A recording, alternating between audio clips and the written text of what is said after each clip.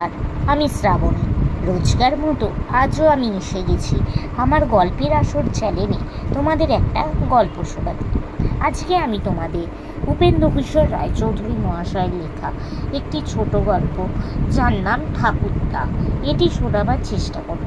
তো বন্ধুরা, আমি তোমাদের রিকোয়েস্ট করছি, প্লিজ প্লিজ তোমরা আমার বলা গল্পগুলো স্কিপ না করে গিয়ে পুরোটা শোনো। আমার চ্যানেলটা সাবস্ক্রাইব করো, ভালো লাগলে লাইক করো, কমেন্ট করো ও একটু শেয়ার করে দাও। এবং এখনও অবধি যেসব বন্ধুরা আমার চ্যানেলটা সাবস্ক্রাইব করেছো তাদেরকে অনেক ধন্যবাদ জানালাম। আর যারা সাবস্ক্রাইব করোনি তারা প্লিজ একটু সাবস্ক্রাইব করে আমাকে সাপোর্ট করো। তো চলো তোমাদের আজকের গল্পটা শোনানো শুরু করে দিই। ঠাকুরদা, লেখক উপেন্দ্রকিশোর রায়চৌধুরী মহাশয়। এক গ্রামে এক বুড়ো ব্রাহ্মণ ছিল, তার নাম ছিল ভবানীচরণ ভট্টাচার্য। গ্রামের ছেলেদের সঙ্গে তার খুব ভাব ছিল, তারা তাকে বলতো ঠাকুর দাদা। তাদের কাছ থেকে শিখে দেশশুদ্ধ লোকেও তাকে ওইভাবেই ডাকত। ছেলেরা ঠাকুরদার কাছে খুব আদর পেত আর তাকে জ্বালাতন করতো তার চেয়েও বেশি। ঠাকুরদা এক ভারী পণ্ডিত আর বুদ্ধিমান ছিলেন, খালি এক বিষয়ে তার পাগলামি ছিল। পেয়াদার নাম শুনলেই তিনি ভয়ে কেঁপে অস্থির হতেন। ছেলেরা সে কথা খুবই জানত আর তা নিয়ে ভারী মজা করত। ঠাকুরদা রোজ তার চণ্ডী মণ্ডপের সামনে বসে পুঁথি লিখতেন। সেই সময় মাঝে মাঝে পাড়ার এক একটা দুষ্টু ছেলে দাড়ি পরে লাল পাগড়ি এঁটে মালকোছা মেরে লাঠি হাতে এসে ঘরের আড়াল থেকে গলা ভার করে বলতো, ভট্টাচার্যি কন হে? ঠাকুরদা তাতে ভীষণ থতমত খেয়ে ঘাড় ফিরিয়ে যদি লাল পাগড়ির খানিকটা দেখতে পেতেন, তবে আর সে পাগড়ি কার মাথায় সে কথার খবর নেবার অবসর তার থাকতো না। অমনি তিনি এক দৌড়ে বাড়ির ভিতর গিয়ে একেবারে দিদিমার কাছে হাজির হতেন। ছেলেরা বলতো যে তখন নাকি প্রায়ই ঠাকুরদাকে স্নান করতে হতো, কিন্তু সে বোধহয় তাদের দুষ্টুমি। যা হোক, এমন বিষম ভয়ের কাণ্ডটা যে ছেলেদের কাজ একথা মুহূর্তের তরেও ঠাকুরদার মাথায় আসতো না। তিনি ছেলেগুলোকে খুবই ভালোবাসতেন। তার কুল গাছটিতে কুল পাকলে তাদের সকলকে ডেকে ডেকে এক একটি করে কুল প্রত্যেকের হাতে দিতেন। কাউকে বঞ্চিত করতেন না, একটি বেশিও কখনো কাউকে দিতেন না। সেই পরগুনার ভেতরে এমন মিষ্টি কুল আর কোথাও ছিল না। কাজেই একটি খেয়ে ছেলেদের যেমন ভালো লাগতো, আর খেতে না পেলে অমনি তাদের কষ্টও হতো। তবু এমন কথা শোনা যায়নি যে ঠাকুরদার দেয়া ছাড়া আর একটি কুল কেউ কখনো তার কাছ থেকে পেরে খেয়েছে। তার চণ্ডী মণ্ডপ থেকে সেই কুল গাছটি পরিষ্কার দেখা যেত। সেদিকে কাউকে যেতে দেখলেই তিনি গেড়ে বলে এমন ভীষণ হাঁক দিতেন যে কি বলবো। তখন তার হাত পা সামনে ছুট দেবারও উপায় থাকতো না। 2 মাইল দূর থেকে লোকে বলতো, ওই রে ঠাকুরদা তার কুল আগলাচ্ছে। খালি একবার ছেলেরা ঠাকুরদার কাছ থেকে 1 পোয়া সন্দেশ আদায় করেছিল। ঠাকুরদা চণ্ডী মণ্ডপের সামনে বসে এক মনে পুঁথি লিখছিলেন। তিনি দেখতে পাননি যে এর মধ্যে পাড়ার বস্তির বানরটা কেমন করে ছুটে এসে সেখানে উপস্থিত হয়েছে আর তার 35 বছরের পুরনো বাঁধানো হুঁকোটি নিয়ে গাছে উঠেছে। তারপর তামাক খেতে গিয়ে তিনি দেখেন কি সর্বনাশ। বাঁদরটিকে তিনি কত ঢিল ছুঁড়ে মারলেন, কত লম্বা লম্বা সংস্কৃত বকুনি বকলেন, কিছুতেই তার কাছ থেকে হুঁকোটি আদায় করতে পারলেন না। লাভের মধ্যে সে বেটা তাকে গোটা 10 ভেঙচি মেরে হুঁকো শুদ্ধ পাশের বাড়ির আম গাছে চলে গেল। সেদিন ছেলেরা না থাকলে ঠাকুরদার আবার তার হুঁকোর মুখ দেখবার কোনো আশাই ছিল না। তিনি তাদের সন্দেশ কবুল করে অনেক কষ্টে তাদের দিয়ে বাদুরের হাত থেকে হুঁকোটি আদায় করলেন। তার পরের দিনই নিজে গিয়ে বেচু ময়রার দোকান থেকে তাদের জন্য 1 পোয়া সন্দেশ কিনে আনলেন। সেই সন্দেশ খেয়ে নাকি তারা মুখ শিখছিল। ঠাকুরদা তার কারণ জিজ্ঞাসা করতে তারা বলল, সন্দেশটা বড্ড মিষ্টি। ঠাকুরদা তখন খুব গম্ভীরভাবে মাথা নেড়ে বলল, তাই তো আমি জানতুম না যে তোমরা তেঁতো সন্দেশ খাও। আমি মিষ্টি সন্দেশই কিনে এনেছি। পয়সা খরচ নিয়ে ঠাকুরদার একটু বদনাম ছিল।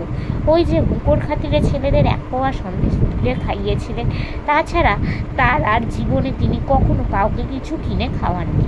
লোকে বলতো তার ঘরের ভিতরে 3 ঝালা টাকা পোঁতা আছে, কিন্তু নিজে তিনি এমনভাবে চলতেন যেন অনেক কষ্টে তাকে 2টি খাবার জোগাড় করতে হয়। সেও বুঝি 1 বেলা বই 2 বেলা নয়। একদিন দিদিমা ডাল রাঁধতে গিয়ে তাতে একটু বেশি ঘি দিয়ে ফেলেছিলেন। সেই অপরাধে নাকি ঠাকুরদা 2 মাস তার সঙ্গে কথা বলেনি। ছেলেরা তার সেই সন্দেশকে অবধি তার ওপর কম চটেছিল না। বা না চটবে নাই বা কেন? সেই হতভাগা বাঁদরটার কাছ থেকে আদায় করতে গিয়ে কি তারা কম নাকাল হয়েছিল? 20 জন মিলে 3টি ঘন্টা ধরে তারা সেই কত গাছই বেয়েছে, কত ছুটোছুটি করেছে, কত কাদা লাগিয়েছে, কত বিছুটির ছ্যাঁকা খেয়েছে, আর তার পুরস্কার কিনা এরকম এক পোয়া সন্দেশ। তখন পুজোর সময় কুমোরদের বাড়িতে অনেক ঠাকুর করা হচ্ছিল, আর তামাশা দেখবার জন্য সকালে বিকালে ছেলেরা প্রায় সেখানে যেত। সেখানেই তাদের একটা মিটিং হলো। ঠাকুরদাকে জব্দ করতে হবে। তিনি যেমন সন্দেশ খাইয়েছেন, তাকে দিয়ে বেশি কিছু হাতে টাকা খরচ করাতে পারলে তবেই তো দুঃখটা মিটবে। কিন্তু এমন লোকের পয়সা তো সহজে খরচ করানো যেতে পারে না। তার উপায় কি হতে পারে? কতজনে কত কথা বলতে লাগলো। কেউ বলল, চল ঠাকুরদার কুল গাছ কেটে ফেলি। কেউ বলল, তার কুকো লুকিয়ে রাখি। কিন্তু এসব কারোরই পছন্দ হলো না। এমন কুল গাছটা কাটলে ভারী অন্যায় হবে। কুকোটা লুকিয়ে রাখলেও শেষে তাকে ফিরিয়ে না দিলে আর চলবে না। তাছাড়া এইসব করলে তাকে আর টাকা খরচ করানো হলো ওই। ঠাকুরদাকে ছেলেরা আসলে ভালোবাসত না, হোক তার লোসকান করাতে কারোর ইচ্ছে ছিল না। কাজেই এসব কথায় সকলের অমত হলো। এমনভাবে তাকে দিয়ে টাকা খরচ করাতে হবে যে সেটা তার ক্ষতির মধ্যে ধরা না যেতে পারে। ছেলেরা দেখলো কাজটি তেমন সোজা নয়। বুড়ো কুমোর এর মধ্যে এসে বুদ্ধি জুগিয়ে না দিলে তাদের পক্ষে একটা মতলব করা ঠিক হতো না। বুড়ো যে যুক্তি বললো সে বাড়ি চমৎকার। ছেলেরা তার কথায় যার পর নাই খুশি হয়ে চলে গেল। ঠিক হলো পরদিনই কাজটা করবি। রাত থাকতেই ঠাকুরদার ঘুম ভাগে। তখন তিনি শুয়ে শুয়ে সুর ধরে সংস্কৃত শ্লোক আওড়ান। তারপর ঘোরার আগে একটু উঠে স্নান সেরে তর্পণ করে চণ্ডী মণ্ডপের সামনে বসে। সেদিনও দোয়েল ডাক বাড়তে তিনি জেগে সবে বলেছে, ব্রহ্মা মুরারি স্ত্রীপুরকারী। অমনি বাইরে কে যেন ডাকলো, ভরচাও ভবানী ভট্টাচ ঘর মে হে। আর ঠাকুরদা শ্লোক আওড়ালেন না। শাহ নান্নি কাছ থেকে খিড়কির পুকুরেই সারলেন। চণ্ডী মণ্ডপের সামনে বসে পুঁথি দেখবার কাজ দিয়েও আজ বন্ধ রইল। তার চেয়ে দিদিমা রান্নাবান্নার খবর নেওয়াই বেশি দরকার মনে করলেন। এমনিভাবে দুপুর অবধি কেটে গেল। এরপর যখন আর ভবানী ভট্টাচ বলে কেউ ডাকলো না, তখন ঠাকুরদা সাহস পেয়ে ভাবলেন একটু বাইরে গিয়ে দেখে আসি। এই বলে আস্তে আস্তে বাইরে এসে ঠাকুরদা দেখলেন কি সর্বনাশ, কি চমৎকার! তার মণ্ডপের মাঝখানে দুর্গা প্রতিমা ঘর আলো করে বসে আছে। ঠাকুরদার আর পা সরল না। তিনি সেখানেই মাথা হায় হাত দিয়ে বসে ভাবলেন, হায় হায়, কোন শয়তান এমন কাজ করলো? এই প্রতিমা আমার ঘরে রেখে গেছে। এখন একে পুজো না করলে মহা পাপ হবে। আর পুজো করতে গেলে তো 300 টাকার কম লাগবে না।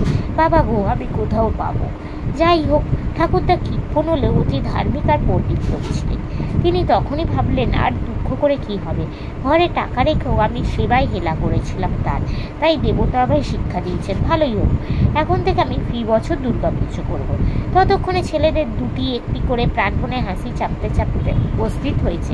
কাজটি তো তাদেরই। তারাই ঠাকুরদাকে পেয়াদার ভয় দেখিয়ে বাড়ির ভিতরে পাঠিয়ে সেই অবসরে প্রতিমাটিকে এনে মণ্ডপের ভিতর রেখে গেছে। তাদের মুখের দিকে চেয়ে ঠাকুরদার সে কথা আর বুঝতে বাকি রইল না। তিনি তখন বললেন, ভালোই করেছো দাদা, বুড়ো পাপির সুমতি জন্মিয়ে দিয়েছো, তোমরা বেঁচে থাকো। আমি খালি ভাবছি, এত বড় ব্যাপার, আমার লোকজন কিছু নেই, আমি কুলোবো কি করে? ছেলেরা ভেবেছিল ঠাকুরদা লাঠি নিয়ে তাদের তাড়া করবেন। তার বদলে তিনি এমন কথা বলবেন তা তারা মোটেও ভাবেনি। তারা তাতে ভারী খুশি হয়ে বলল, তার জন্য চিন্তা কি ঠাকুরদা, আমরা সব ঠিক করে দিচ্ছি, আপনি শুধু বসে বসে হুকুম দিন। অমনি ঠাকুরদার মুখ ভরে হাসি ফুটে উঠল, তার চোখ দুটি বুঝে উঠল। ছেলেদের মাথায় হাত বুলিয়ে গাল টিপে তাদের নাকে চিমটি কেটে তিনি তাদের বিদায় করলেন। এবারে ঠাকুরদা যে সন্দেশ এনেছিল তা খেয়ে আর তাদের কারো নাক সিটকোতে হয়নি। নমস্কার। তো বন্ধুরা, আজকের এই গল্পটা এখানেই শেষ। তোমরা প্লিজ তোমাদের এই বন্ধুটিকে একটু সাপোর্ট করো।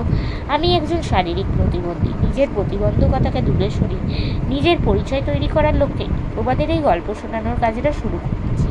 তোমাদের সাপোর্ট না পেলে এই কাজে আমি সফল হতে পারবো না। আজকের মতো আমি চললাম। আবার আমি কাল চেষ্টা করব তোমাদের এরকমই কোনো একটা ছোট গল্প শোনাতে। আজকের মতো টাটা।